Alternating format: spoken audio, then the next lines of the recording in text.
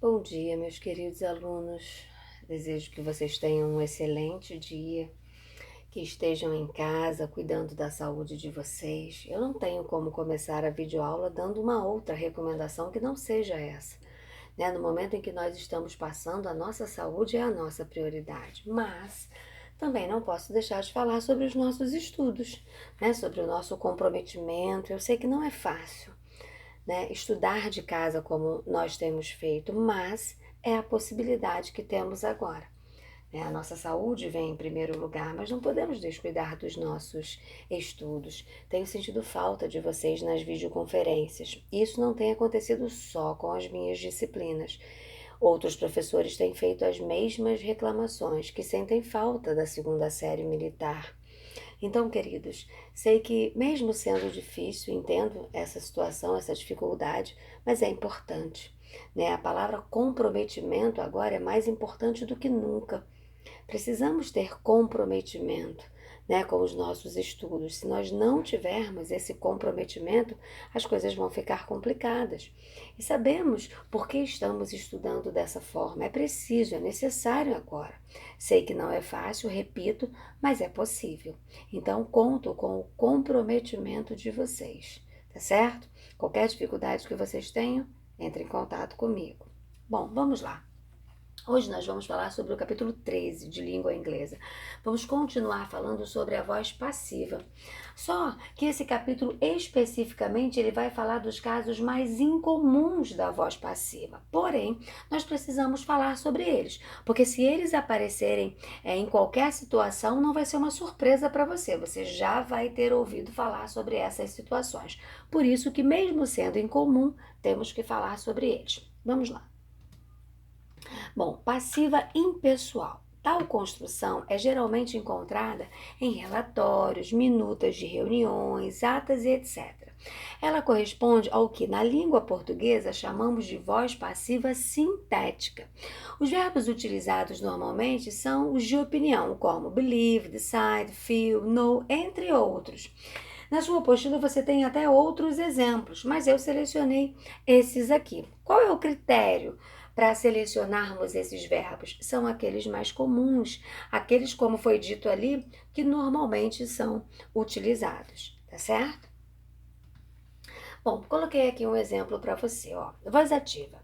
People believe that paulistas work more than cariocas. Muito bem, vou passar para a voz passiva.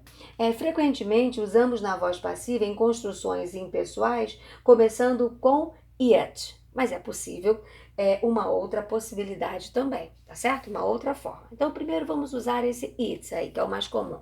Então, como é que ficou na voz passiva? It's believed that paulistas work more than cariocas. Acredita-se que os paulistas trabalham mais do que os cariocas.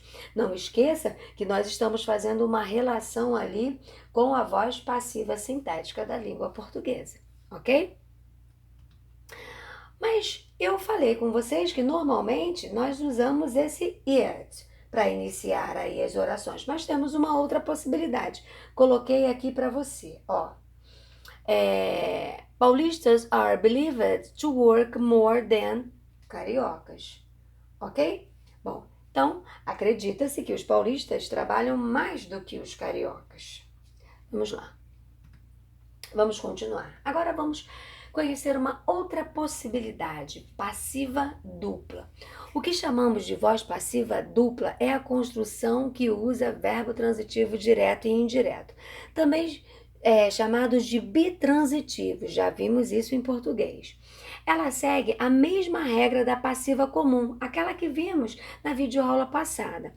Quando quisermos enfatizar o objeto direto, este será o sujeito paciente. Se o desejo for enfatizar o objeto indireto, faremos com que ele seja o sujeito da nossa oração. Então você precisa ficar atento a essa situação, que, como eu já disse, é mais incomum, mas é possível.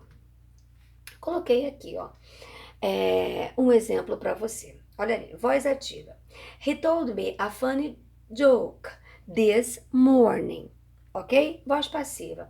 I was told a funny joke this morning. O foco no objeto indireto da ativa me, ok? É essa a ideia que eu tenho aqui. Agora preste atenção na outra possibilidade que eu coloquei para você aqui, ó. A funny joke was told me this morning. O foco do objeto direto da ativa, a funny joke. Agora eu quero fazer uma observação. Você deve ter achado um pouco estranho. Ou se você tentar fazer essa tradução ao pé da letra, você vai ficar meio confuso. Para nós, falantes da língua portuguesa, a forma passiva, com ênfase no objeto indireto, não consegue ser traduzida ao pé da letra. Ela, no entanto, é muito utilizada em inglês. Portanto, atenção a ela. Tá certo? Pode nos parecer estranho porque a gente não tem essa relação com a nossa língua portuguesa, mas ela é possível. Tá certo?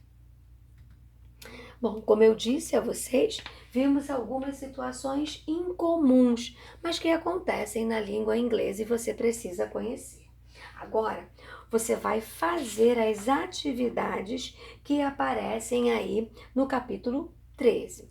E se tiver alguma dúvida, já sabe, vai me chamar pelo WhatsApp, plantão de dúvidas, videoconferência e nós vamos resolver essa dúvida, ok? Tenham uma excelente semana, continue cuidando da saúde de vocês e não esqueçam, comprometimento com os estudos.